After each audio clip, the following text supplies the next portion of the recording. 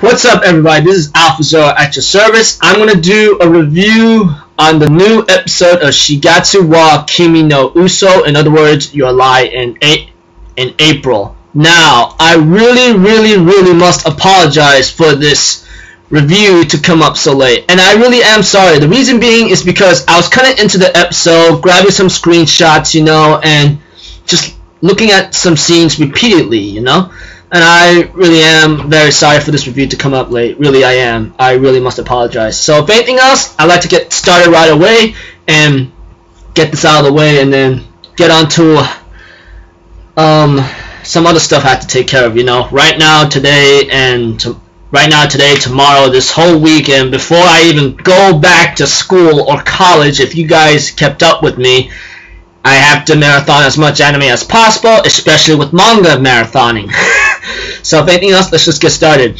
Okay, at the beginning, I think there's a little pastime about Kosei, I believe. Well, with his mother playing the piano, it goes like, "Hey, aren't you asleep or something?" Blah blah blah. And of course, there was some playing scenes with Kosei and Arima, with Kosei and Kaori, and they actually end up playing the song, trying to play out the song, but Kaori gets mad at Kosei and throws the oolong tea at his face, and then it was just hilarious how it ended. She goes like, "What's with you?" He goes like, "What's with you? You're It's like those two are arguing. I'm just laughing so hard right there, that kind of thing. And then there was a scene where Kosei's remembering about his mother, and he remembers Kaori's question, "Why are you so reluctant to play so much?" And Arima says, "Because it reminds me so much of my mother." And I go like, well, I can't blame him for that, that kind of thing. And then later he gets invited by his instructor, Hiroko Sato, to go out for some fresh air, and she gives him a couple words of advice, keep playing what you want to play, I mean, you can't just give up because of these kinds of things. And he did ask a serious question, will my mother ever forgive me, that kind of thing. And that seems serious, but she still gives him a couple words of advice, which I don't remember, I apologize. And there's a scene with the little girl trying to give him some candy apple. It was kind of hilarious, and they end up getting along, and then she's thinking in her mind, when you play, you gotta keep going, and later on you can say goodbye.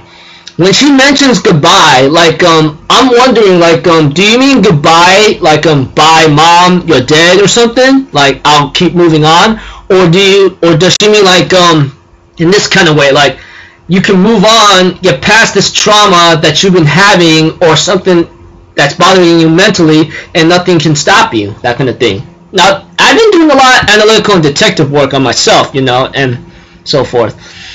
And of course, after that, the next day, I think there was some funny there was a funny scene about Kaori and Arima arguing, going like, "It's very late, and then Arima's like, "Hey, it's because of you, we had to stay all day." She goes like, "Well, who's the one who's messing up the performance?" She's pulling her hair. And they end up singing "Twinkle Twinkle Little Star," and I'm thinking in my mind hey, not bad on the Twinkle Twinkle Little Star thing, but I think you can boost it up a bit better. I'm just being literal. I'm just having fun with you guys, because that's what I am.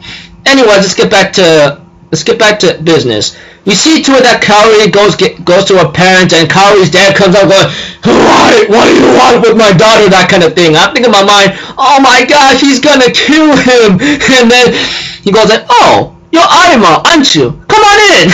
And they fed him a lot of dessert cakes and so forth, leftovers, and I'm thinking in my mind, oh boy, this is really gonna kill his stomach, man. I'm not playing. And then later on, when Kaori and Arima when Kaori's walking Kosei home or Arima home, she goes like, "Huh, you gotten taller, huh?" I'm going, "What?" She goes like, "Oh, never mind. It's because you stopped putting your head down." And I'm thinking about my ha, that kind of thing. Then the next day, it becomes hecka hilarious. Arima and Kaori is playing the piano, but she gets really ticked and says, "What's with you? Start doing this right." He goes like, "You start doing this right. You're the one playing ahead of me. I just said you're so arrogant," and the other things. And while and we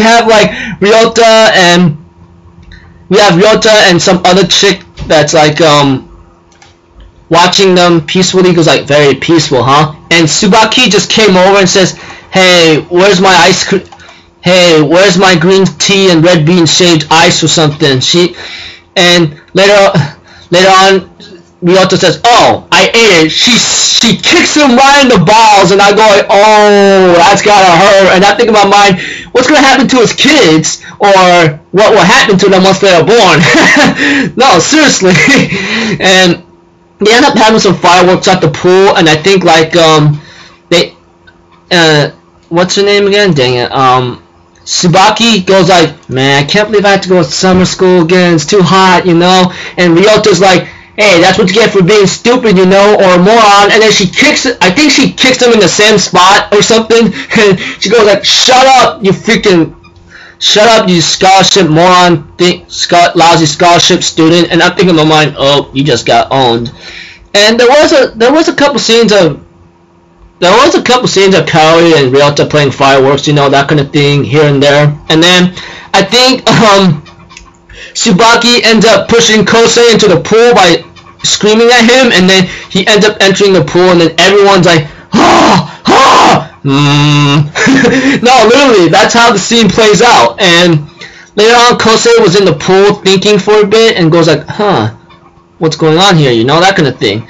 And after a couple wars he heard from Kaori, his mentor, well, his pianist instructor, and so forth, they end up having to, yeah. And after a couple days pass with practicing here and there, you know, that kind of thing, we see to it that, let me see here. Give me a moment's peace. That the day of the Gallery concert is here, and of course we see Emmy trying to sneak in. Goes like, "Okay, good. No one, the people I know are not here." And then her instructor comes up, or teacher goes like, "Hey, what are you doing here?" She goes, "Ah, how'd you know it was me?" And she goes like, "Dude, girl, I'm the one that told you about Irma being a accompanist. Okay, let's go."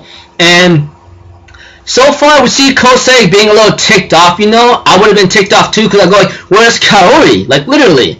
But Ryota's trying to call her cell phone, my cell phone's ringing, and no one's in there. And I'm thinking in my mind, holy dang, don't tell me it's about this same medical thing again, you know. It's really starting to be too much foreshadowing and obviousness. I'm being literal right here. Too obvious, to be honest. And when the episode keeps having its progress, and as the episode progresses, you know, I just go like, oh man, dude, this is really going to sting me right in the a-hole right now if this is really starting to be true. I'm not going to give you my hypothesis or theory, but you know what I'm talking about if you kept up with this series ever since. And right now we see to it that Seiko, Arima's pianist instructor, or should I say teacher, tries to get them to the last place no matter what. However, they try getting this young violinist, but he says, "No, that last spot is my place to shine, so I'm taking it."